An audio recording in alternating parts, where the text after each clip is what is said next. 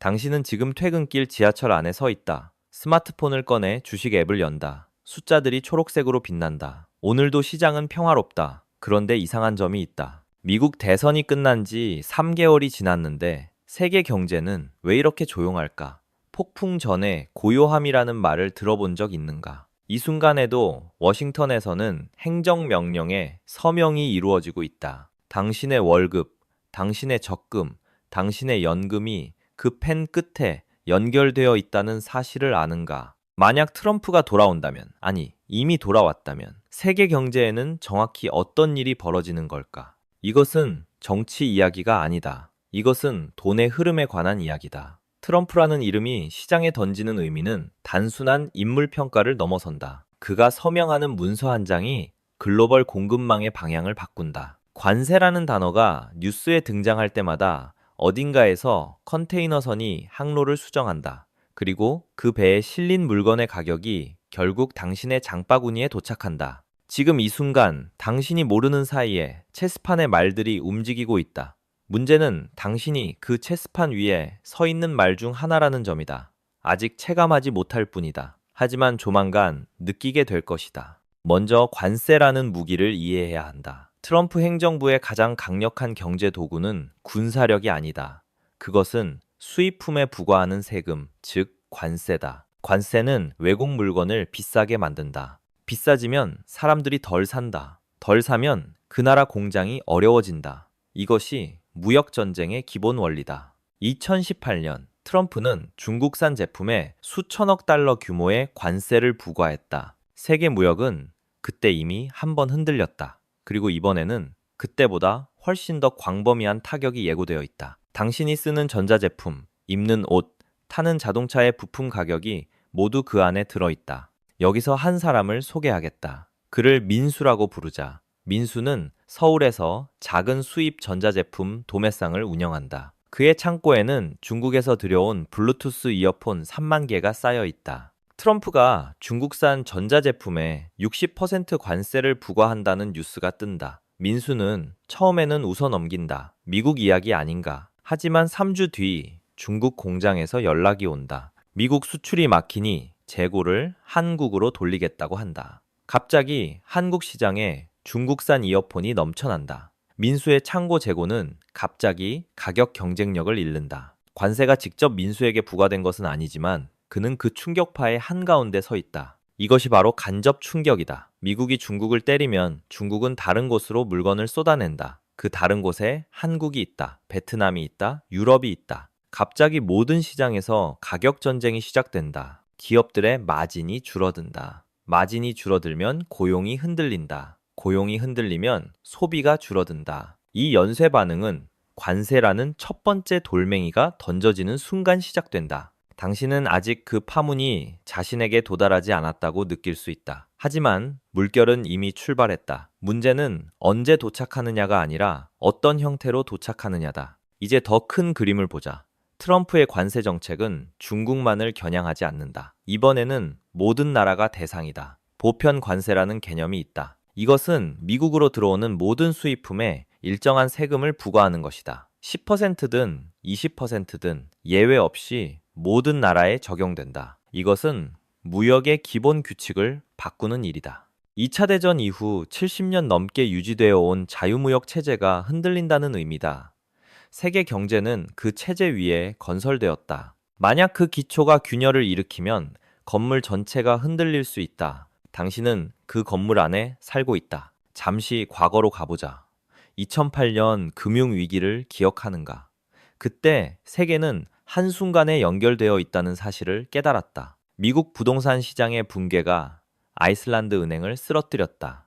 그리스 경제를 무너뜨렸다. 한국의 환율을 폭등시켰다. 그 위기 이후 각국 정부는 무역을 통해 경제를 회복했다. 수출이 성장의 엔진이 되었다. 그런데 지금 그 엔진에 모래가 뿌려지고 있다. 관세는 무역의 속도를 늦추는 마찰력이다. 마찰력이 커지면 엔진이 과열된다. 과열된 엔진은 언제 멈출지 모른다. 이것이 우리가 주목해야 할 구조적 위험이다. 두 번째 인물을 소개하겠다. 그녀를 지은이라고 부르자. 지은은 대기업 해외 영업팀에서 일한다. 그녀의 주요 시장은 미국이다. 회사는 자동차 부품을 만든다. 트럼프가 자동차에 25% 관세를 부과한다는 발표가 나온다. 지은의 회사는 미국 공장에 납품하는 부품 가격을 올려야 할 상황에 놓인다. 미국 바이어는 가격 인상을 거부한다. 다른 나라 공급업체로 바꾸겠다고 협박한다. 지은은 상사에게 보고한다. 상사는 마진을 줄여서라도 계약을 유지하라고 지시한다. 지은의 성과급이 줄어든다. 그녀의 팀 동료 한 명이 다음 분기에 계약 종료 통보를 받는다.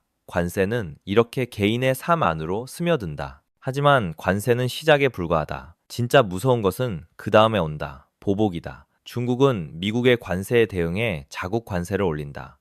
유럽도 마찬가지다. 각국이 서로의 물건에 세금을 부과하기 시작한다. 이것을 무역 전쟁이라고 부른다. 무역 전쟁에서는 승자가 없다. 모두가 조금씩 손해를 본다. 소비자 물가가 오른다. 기업 수익이 줄어든다. 투자가 위축된다. 그리고 이 모든 것이 동시에 일어날 때 경기 침체라는 단어가 뉴스에 등장하기 시작한다. 당신은 아직 침체를 느끼지 못할 수 있다. 하지만 숫자들은 이미 움직이고 있다. 여기서 한 가지 메커니즘을 짚고 넘어가야 한다. 환율이다. 관세가 부과되면 무역량이 줄어든다.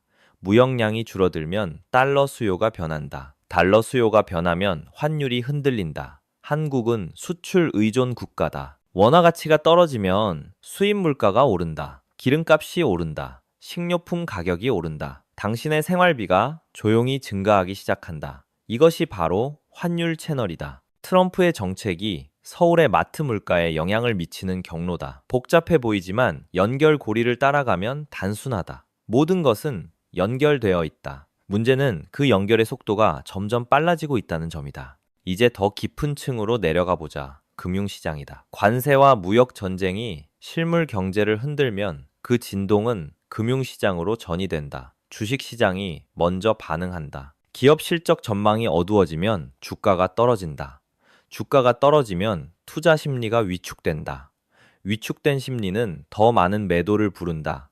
이것이 시장의 피드백 루프다. 한번 방향이 정해지면 가속도가 붙는다. 당신의 연금, 당신의 펀드, 당신의 저축이 그 루프 안에 들어있다. 숫자가 오르내리는 것을 보면서 당신은 아무것도 하지 않을 수 있다. 하지만 시장은 당신이 보든 안 보든 움직인다. 채권 시장도 예외가 아니다. 관세는 물가를 올린다. 물가가 오르면 인플레이션 우려가 커진다. 인플레이션이 커지면 중앙은행이 금리를 올린다. 금리가 오르면 채권 가격이 떨어진다. 이것은 교과서적인 연쇄 반응이다. 하지만 현실은 교과서보다 복잡하다. 시장은 미래를 예측하려 한다. 트럼프가 관세를 발표하기도 전에 채권 시장이 먼저 움직일 수 있다. 기대 인플레이션이라는 개념이다. 사람들이 앞으로 물가가 오를 것이라고 믿으면 실제로 오르기 전에 시장이 반응한다. 당신이 뉴스를 보고 반응할 때쯤이면 이미 첫 번째 파도는 지나간 뒤다. 세 번째 인물을 소개하겠다. 그를 현우라고 부르자. 현우는 은퇴를 5년 앞둔 50대 직장인이다. 그의 노후 자금은 대부분 연금 펀드에 들어있다. 펀드 매니저가 운용하는 돈이다. 현우는 매달 명세서를 확인한다. 숫자가 조금씩 오르는 것을 보며 안심한다. 그런데 어느 날 명세서에 빨간 숫자가 찍힌다. 한 달 만에 7%가 빠졌다. 현우는 당황한다. 펀드 회사에 전화한다. 상담원은 시장 변동성이 커졌다고 설명한다. 글로벌 무역 긴장 때문이라고 한다. 현우는 전화를 끊고 뉴스를 검색한다. 트럼프의 관세 정책이 헤드라인을 장식하고 있다. 현우의 노후가 워싱턴의 결정에 연결되어 있다는 사실을 그는 그제야 깨닫는다. 여기서 중요한 질문을 던져야 한다. 시장은 왜 이렇게 예민하게 반응할까? 대답은 불확실성이다. 시장은 나쁜 뉴스를 싫어하지만 불확실성을 더 싫어한다. 관세가 확정되면 기업들은 대응할 수 있다. 비용을 계산하고 가격을 조정할 수 있다. 하지만 관세가 언제 어떻게 부과될지 모르면 아무 계획도 세울 수 없다. 투자를 미루게 된다. 고용을 동결하게 된다. 이 대기 상태가 경제 전체를 얼어붙게 만든다. 트럼프 행정부의 특징 중 하나는 정책의 예측 불가능성이다. 발표와 번복이 반복된다. 협상과 위협이 교차한다. 시장은 그 혼란 속에서 방향을 잃는다. 방향을 잃은 시장은 위험하다. 한 가지 비유를 들어보겠다. 시장을 거대한 무리 짓는 동물이라고 생각해보라. 평소에는 풀을 뜯으며 평화롭게 움직인다. 하지만 한 마리가 갑자기 뛰기 시작하면 나머지도 따라 뛴다. 왜 뛰는지 모르면서도 뛴다. 이것이 군중 심리다. 금융시장에서는 이것을 허드 비헤이비어, 즉 무리 행동이라고 부른다. 트럼프의 트윗 한 줄이 무리를 뛰게 만들 수 있다. 관세 발표 한 번이 매도 물결을 일으킬 수 있다. 당신이 이성적으로 판단하려 해도 무리가 뛰면 당신도 영향을 받는다. 당신의 펀드 매니저도 무리의 일부이기 때문이다. 시장은 합리적이지 않다. 시장은 인간이다. 이제 시스템 전체를 보자. 지금까지 우리는 관세, 무역, 환율, 금융시장을 따로 살펴봤다. 하지만 현실에서는 이 모든 것이 동시에 움직인다. 한 곳이 무너지면 다른 곳도 압력을 받는다. 이것을 시스템 리스크라고 부른다. 시스템 리스크의 특징은 예측이 어렵다는 점이다. 어느 고리가 먼저 끊어질지 아무도 모른다. 2008년에는 서브프라임 모기지였다. 2020년에는 팬데믹이었다. 이번에는 무역 전쟁이 방아쇠가 될 수 있다. 아닐 수도 있다. 하지만 가능성을 무시해서는 안 된다. 시스템은 강해 보이지만 약한 고리는 항상 존재한다. 구체적인 시나리오를 그려보자. 트럼프가 중국과 유럽에 동시에 고율 관세를 부과한다. 중국은 보복으로 미국 채권 매도를 시작한다. 중국은 미국 국채의 최대 보유국 중 하나다. 대량 매도는 채권 가격을 떨어뜨린다. 채권 가격이 떨어지면 금리가 오른다. 미국 금리가 급등하면 신흥국에서 자본이 빠져나간다. 한국도 신흥국으로 분류된다. 외국인 투자자들이 한국 주식을 팔기 시작한다. 원화 가치가 급락한다. 한국은행이 금리를 올려 방어하려 한다. 금리가 오르면 부동산 대출 이자가 오른다. 가계부채 부담이 커진다. 이 모든 일이 몇 주 안에 벌어질 수 있다. 물론 이것은 극단적 시나리오다. 반드시 일어난다는 말이 아니다. 시장에는 자동 조절 기능이 있다. 중앙은행들이 개입한다.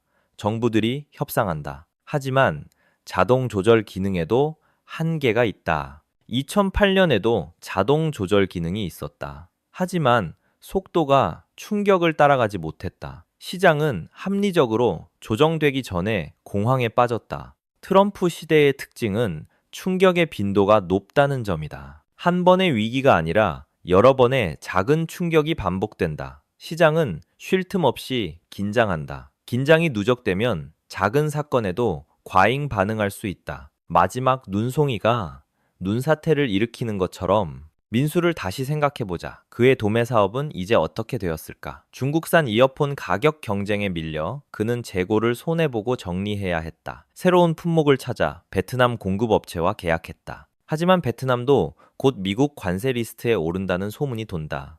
민수는 불안하다. 어디서 물건을 들여와야 할지 모르겠다. 공급망 전체가 유동적이다. 지은도 마찬가지다. 그녀의 회사는 미국 대신 유럽 시장을 개척하려 한다. 하지만 유럽도 미국과 무역 갈등 중이다. 어느 시장도 안전하지 않다. 현우는 연금 펀드를 안전 자산으로 옮길까 고민한다. 하지만 안전 자산의 수익률은 낮다. 노후 자금이 부족해질 수 있다. 선택지마다 위험이 있다. 이것이 바로 트럼프 효과의 본질이다. 개별 정책의 내용보다 더 중요한 것은 전체 시스템의 불안정화다. 규칙이 바뀐다.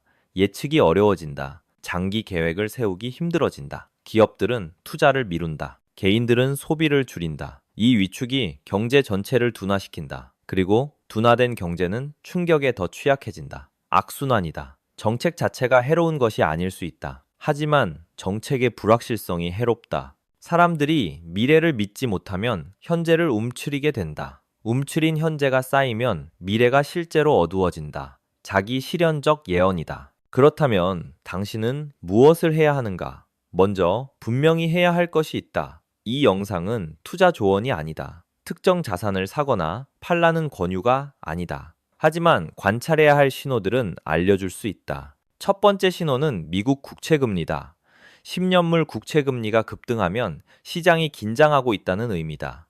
두 번째 신호는 원달러 환율이다. 환율이 1,400원을 넘어서면 외국인 자본 유출이 시작되고 있을 수 있다. 세 번째 신호는 신용 스프레드다. 회사채와 국채 금리 차이가 벌어지면 기업들의 부도 위험이 커지고 있다는 신호다. 이 세 가지 숫자를 주기적으로 확인하라. 뉴스보다 숫자가 먼저 말해준다. 두 번째로 할 일은 분산이다. 모든 계란을 한 바구니에 담지 말라는 격언을 들어봤을 것이다. 자산 분산, 지역 분산, 통화 분산이 필요하다. 한국 주식만 갖고 있다면 위험하다. 미국 주식만 갖고 있어도 위험하다. 채권, 현금, 금, 부동산을 적절히 섞어야 한다. 하지만 분산에도 한계가 있다. 시스템 전체가 흔들리면 모든 자산이 함께 떨어질 수 있다. 2008년에 그랬다. 2020년 3월에도 그랬다. 분산은 보험이지 보장이 아니다. 그래도 보험 없이 운전하는 것보다 낫다. 당신의 상황에 맞는 분산 전략을 세워라. 전문가와 상담하는 것도 방법이다. 세 번째로 할 일은 유동성 확보다. 위기가 오면 현금이 왕이다. 갑자기 돈이 필요한 상황이 올 수 있다. 주식이 폭락했을 때 강제로 팔아야 하는 상황은 최악이다.